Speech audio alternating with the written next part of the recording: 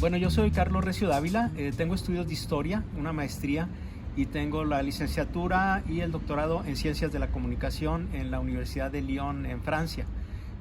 La maestría fue en la Iberoamericana, aquí en Saltillo, extensión de Santa Fe, y mis líneas de investigación han abordado fundamentalmente la cultura del noreste.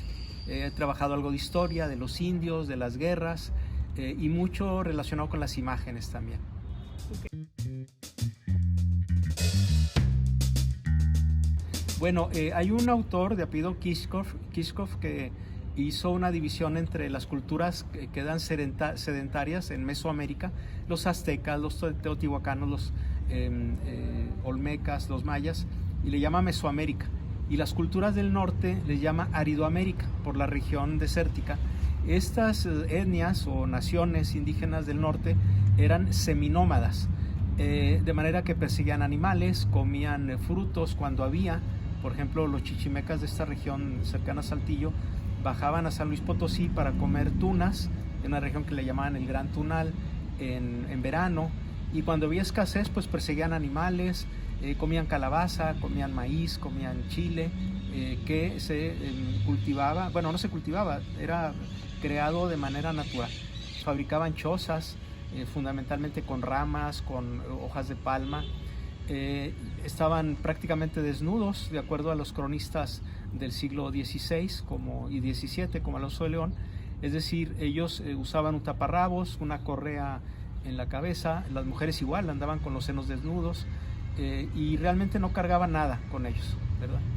Solamente cargaban pequeñas bolsitas o costalitos en el cuello, donde portaban parte de las cenizas de sus ancestros, ¿no? Como algo religioso, simbólico, pero en realidad vivían pues vagando, podríamos decir, o estableciéndose en distintos sitios de acuerdo a la disposición de alimento y de agua.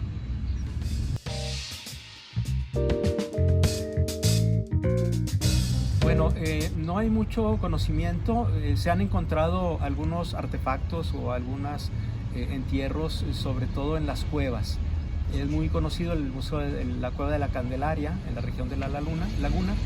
Normalmente, en ocasiones, bueno, se tiene noticia que pudieran incinerar a sus muertos en algunos casos, pero la mayor parte de las veces, según se observa, era envolverlos en petates que hacían con fibra de palma, y enterrarlos en cuevas. Había esa relación, ¿no?, en la cueva como el inframundo, y era donde los llevaban. Generalmente, un poco parecido a los aztecas, pensaban, según se sabe, que el alma tenía que recorrer por un camino largo, y por lo tanto se encuentran vasijas junto con sus cuerpos, muchos de ellos momificados, o solamente el esqueleto que se conserva. Entonces se encuentran vasijas con algunos granos como maíz, por ejemplo, frijol, granos de calabaza, etc. No tenemos mucha noticia sobre cómo era un rito en sí, ¿verdad? Pero sí sabemos que, de acuerdo a los hallazgos encontrados, que prácticamente eran sepultados en cuevas.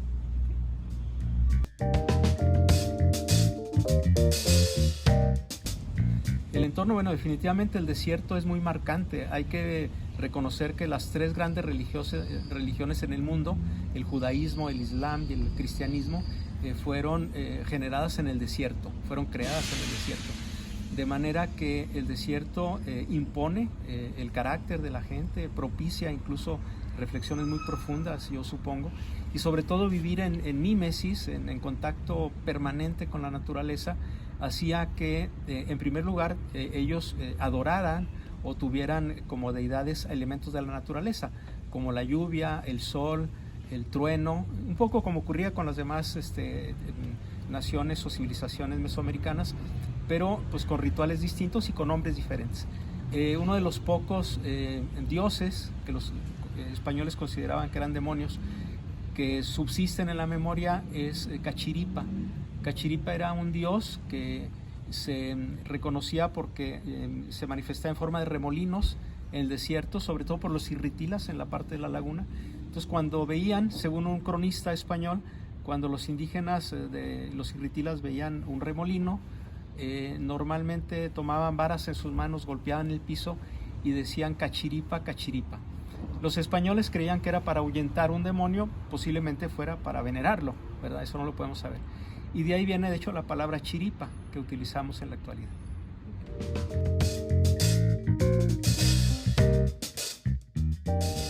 Bueno, hay lo que llamaban en el siglo XIX un determinismo geográfico. Principalmente la disponibilidad de agua, la disponibilidad también de frutos. Pensemos, por ejemplo, que los aztecas que crearon Tenochtitlán en un islote que estaba rodeado por 5 lagos, del cual solamente subsiste el de Xochimilco, pero básicamente ellos vivían rodeados de agua y podían tener disposición permanente de agua en sus chinampas, que eran como islotes con agua por abajo, para sembrar los productos típicos: calabaza, maíz, frijol, tomate, chile, etc. En cambio, en el norte el agua es muy escasa. Entonces, los indígenas tenían que buscar aguajes, arroyos, ríos, pero no hay una disponibilidad, digamos, automática. Y los frutos de la naturaleza pues parecen esconderse, es decir, hay piñones en otoño, hay el fruto de la palma o la pitaya de la biznaga en verano, los animales en invierno sobre todo, que conservan más grasa, pero no era tan sencillo conseguir alimentos como en el caso de los aztecas, y por lo tanto esa disponibilidad de agua y alimento hacía que ellos tuvieran que mudar frecuentemente de espacio. Por ejemplo, en la laguna se formaban grandes lagunas de agua en ciertas épocas del año, en tiempos de lluvia, pero el resto del año estaba seco, no había agua ni para tomar un vaso, podríamos decir. Entonces eso hacía que ellos se movieran y por lo tanto no establecieran ciudades, como fue Tenochtitlán o Uxmal en el caso de los mayas, o Tikal también en el caso de los mayas. Es decir, eran personas que mudaban, cambiaban sus espacios de vida prácticamente en cualquier momento. Podían durar unos 2 o 3 meses en un sitio y después se cambiaban a otro. Por eso los españoles consideran que están muy ligados al diablo, porque dicen para estar con Dios en el paraíso, se consideraba el paraíso como una ciudad.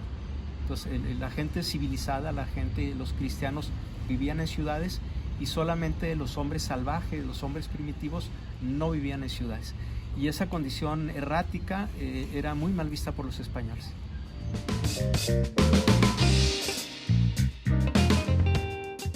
Bueno, realmente sí había contacto con algunas etnias, por ejemplo, con los tamaulipecos o los huastecos de San Luis Potosí, de Tamaulipas, porque se encuentra, por ejemplo, cuencas o collares de caracoles, ¿no?, que traían del mar, o piezas de jade, por ejemplo, ocasionalmente orix, ¿no?, que utilizaban los aztecas. Sí había cierto comercio, pero en realidad no había una gran interrelación, al grado que hablaban lenguas distintas. Los chichimecas no hablaban náhuatl. Incluso en Saltillo, por ejemplo, entre los huachichiles que vivían en la parte sur hacia Derramadero, y los rayados o borrados que vivían hacia Ramos Arizpe, a pesar de que convivían en Saltillo, ellos hablaban lenguas distintas. Entonces había una gran diferencia cultural, lingüística, posiblemente también en la cosmovisión, en la forma de ver los planetas, los dioses, etc. Sin embargo, sí hay evidencias de que había contacto, había algún intercambio, al grado que, por ejemplo, bueno, el hecho que los chichimecas, los huachichiles, por ejemplo, llegaran hasta Guanajuato o llegaran hasta San Luis Potosí en momentos de sus trayectorias, significa que evidentemente tuvieron que comerciar con las culturas mesoamericanas, pero realmente no se mezclaron, su estilo de vida era muy diferente.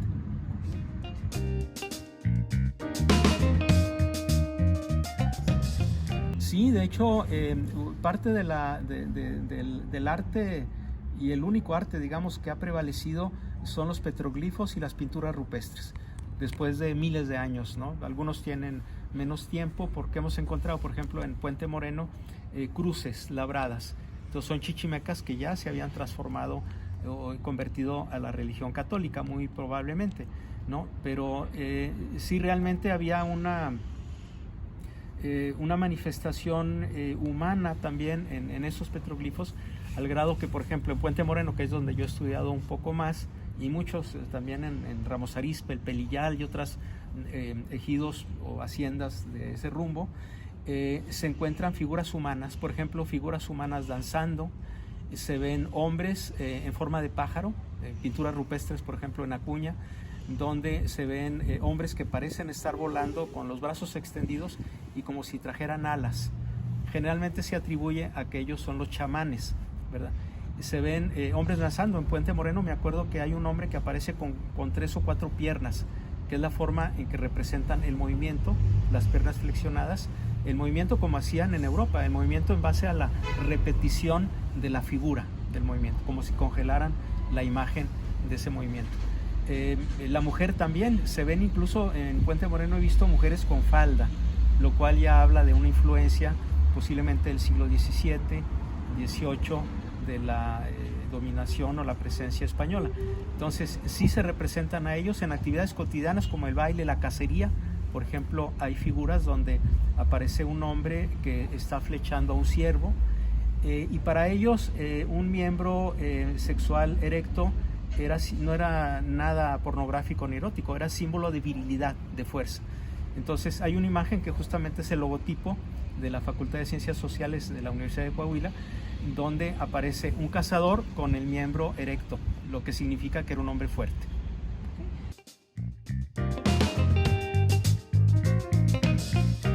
Sí, reflejaban, se piensa que era un poco como el neolítico europeo, es decir, en el neolítico ya se conoce la agricultura y los chichimecas de alguna manera tenían conocimientos básicos de agricultura, de manera que no aparece como en Europa, en Lascaux o en Altamira, en Francia o en España, los bisontes, los caballos muy realistas, sino que aparecen como en el neolítico europeo. Aquí el neolítico, digamos, se manifiesta porque son figuras muy lineales, así como de rayitas y bolitas, ¿no? Se ve en ocasiones una línea para el cuerpo, 4 líneas para las patas, la cola, otra línea, y le dan mucha importancia, por ejemplo, en el caso de los ciervos, a la cornamenta. Una cornamenta que nos hace pensar en venados bura, los venados o venados burro, como le llaman también, que son venados muy grandes, que se dan sobre todo ahora en Chihuahua, pero también aparecen antílopes, por ejemplo, con esos cuernos así que parecen dagas, de manera que son imágenes abstractas, no son muy realistas, esos labrados o las pinturas rupestres hechas con una planta del desierto justamente que da una tonalidad roja, su savia, y se llama la sangre de drago. Esas pinturas han durado cientos de años y a la intemperie aún continúan, o incluso en las grutas. Hay un lugar en Nuevo León, cerca de Casablanca, que se llama Cueva Ahumada, donde se ve así un socavón muy largo con pinturas rupestres color rojo, color ocre, y ahumado porque ahí pues cocinaban, etcétera. Entonces por eso se llama Cueva Ahumada. Pero generalmente hay esas figuras de personas y de animales muy abstraídas, muy lineales, no realistas.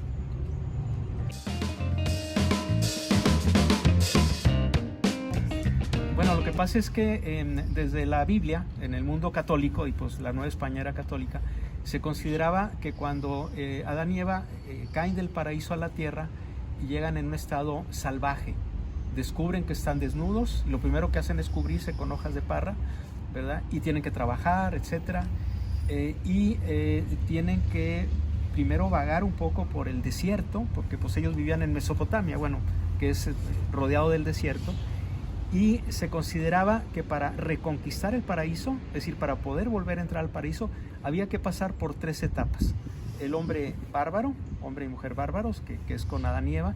El hombre bárbaro, que es casi como los animales, pasa a ser el hombre primitivo, que sabe manejar el arco, la flecha, el fuego, los metales. Y el hombre primitivo, después de muchos siglos, pasa a ser el hombre civilizado, que es el hombre, la humanidad ideal, ¿verdad? Las personas que ya fundan ciudades, que tienen instituciones establecidas, etcétera, sistemas políticos. Entonces se consideraba, pero con una equivocación absurda y terrible, comprensible para la época, que los chichimecas eran salvajes.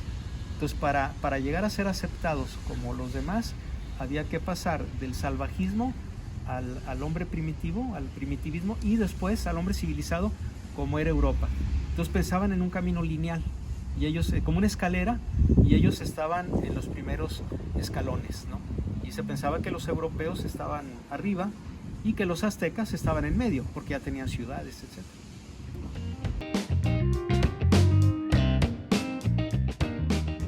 Bueno, lo que ellos utilizaban era fundamentalmente la piedra, los animales, es decir, las pieles para cubrirse, los tendones de los animales y los nervios para hacer arcos, flechas. No hay mucha noticia de instrumentos musicales, pero no había de cuerdas. En México no se usaban las cuerdas, pero posiblemente sí había percusiones, como el teponaxtli azteca, aunque no hay evidencias que respalden, bueno, que utilizaron. Había arte móvil, que eran pequeñas piedras. Se han descubierto en Ramos Arizpe, entre ellos Rufino Rodríguez, que es un arqueólogo. Encontraron piedras pequeñas donde están labradas las siluetas de mariposas, entonces llaman arte móvil, ¿verdad? Entonces, de alguna manera, pues ellos usaban la tecnología de la que hacían uso, es lo que la naturaleza les daba. No utilizaban el fuego para cocinar, y el barro de alguna manera, pero muy poco. De hecho, cargaban el agua en cestas de mimbre o de palma muy apretado, de tal manera que el agua no salía, que lograban impermeabilizar. De hecho, ponían chapopote que se encontraba en la costa, ¿verdad? Y de alguna manera, pues podríamos decir que era rudimentario. No tenían tecnología tan avanzada como el uso de los metales. Ellos no utilizaban metal, era piedra, madera y lo que ofrecían los animales, que eran pues las pezuñas, digamos, los huesos, los tendones. Tenían un instrumento, además de los arcos y las flechas, y las lanzas también. Las lanzas pues les ponían punta de piedra y les ponían después tendón de animal y los embadurnaban de chapopote para que pudiera pegarse mejor. Y había un instrumento que se llamaba atlatl. El atlatl se llama lanzadera en español, digamos. Y la lanzadera era una vara larga que tenía una pequeña oquedad en un extremo. Entonces ponían ahí una flecha y abajo tenía algo para meter el dedo, un hueco. Entonces hacían hacia atrás el instrumento y lanzaban con la mano la flecha que estaba sobre esa madera y adquiría una gran fuerza, casi como un arco.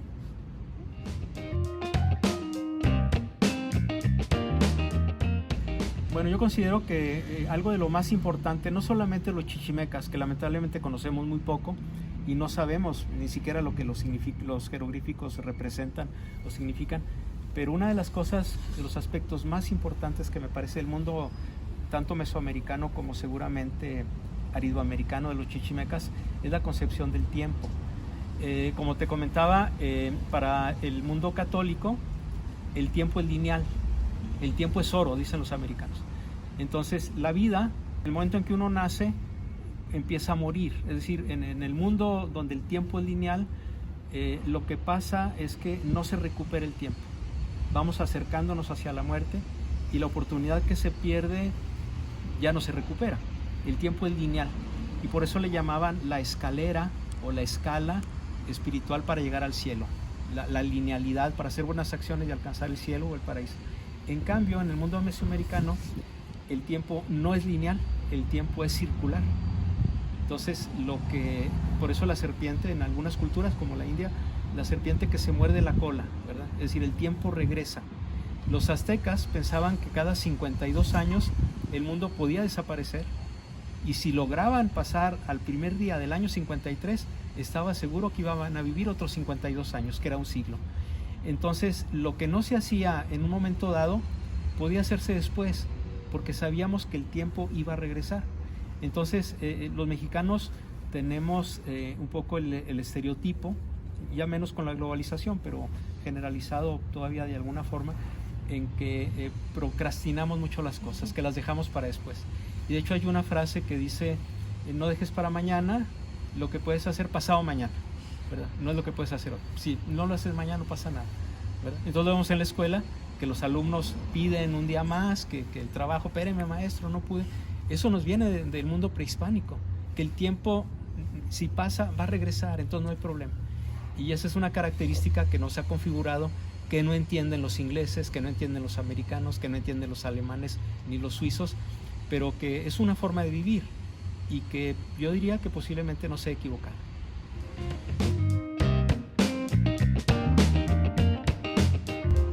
Bueno, yo considero que sí, las grandes culturas, las grandes civilizaciones que tenían mayor parecido con Europa, es decir, las ciudades, los edificios, los monumentos funerarios o arquitectónicos, hacían que Europa, siendo el imperio, en el caso de España y Portugal, en el caso de Brasil, que eran los imperios más poderosos del mundo, consideraban que lo que se pareciera a ellos era lo válido, era lo adecuado, que si los aztecas tenían muchos dioses, bueno, eso había que cambiarlo, había que implantar el catolicismo, pero de alguna manera eran formas más o menos parecidas de vida.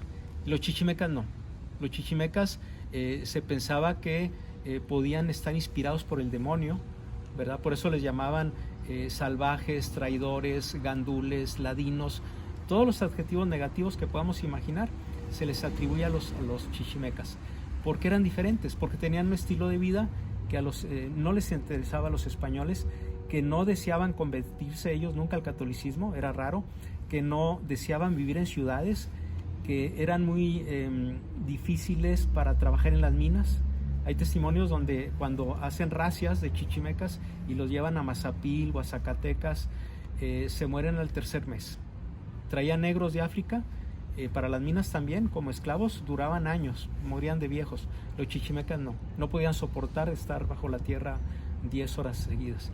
Incluso muchos chichimecas rebeldes fueron llevados a Cuba a pie hasta Veracruz con encadenados, con colleras en el cuello, con picos y cadenas.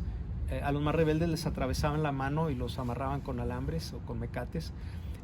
Y los más rebeldes entonces los llevaban hacia Veracruz, después los embarcaban a La Habana y los regalaban para la familia. Yo me encontré en La Habana justamente en el archivo, no fue en España, en el archivo de Indias, donde hay gente que pide chichimecas porque los quieren cristianizar. Lo que querían era que trabajaran como esclavos, no los consideraban seres humanos. De hecho, cuando hacen capturas no les llaman hombres o chichimecas o mujeres, les dicen piezas, como una pieza de casa. Entonces el hecho de que fueran tan diferentes hace que pues, los españoles no los consideraran ni siquiera seres humanos. Pero pasa lo mismo con los guaraníes en Brasil y con los africanos después en el siglo XIX por Bélgica, Italia, Alemania, Francia, etc. Entonces sí hay un estereotipo negativo muy fuerte, sobre todo al grado de deshumanizarlos. Yo creo que nada más para terminar, es muy importante primero el trabajo que están haciendo, porque de alguna manera están tratando de enfocar la vista en un aspecto que es muy, dicen los franceses, négligé, como muy olvidado, muy dejado de lado, y que por otro lado, lamentablemente, por esa incomprensión, que en su momento podríamos justificar, pues era otra época, ¿no? Pero que con la muerte de los chichimecas a principios del siglo XVIII, bueno, más bien desde fines del XVII, para 1610 ya no había chichimecas, eran muy raros. En Saltillo había 5 nada más, 5 chichimecas. Todos se murieron por las guerras, por las enfermedades, como la viruela, no tenían defensas para ellas porque los llevaron a trabajar como esclavos o a hacer como la cabaña, las fortalezas en Cuba. Las fortalezas las hicieron los indios con piedra que sacaban de abajo del mar, ¿verdad? Con corales. Entonces esa incomprensión que en su momento pudiera justificarse, pues ahora es inaceptable. Entonces traer a la actualidad esa incomprensión de la gente que es distinta nos permitiría ver con otros ojos a la gente que es diferente. Por ejemplo, los migrantes, los mismos indígenas mexicanos que piden limosna, que venden macetas, etc. Entonces no solamente la historia para recordar idílicamente, nostálgicamente, sino también para traerla a la actualidad y poder poner manos a la obra.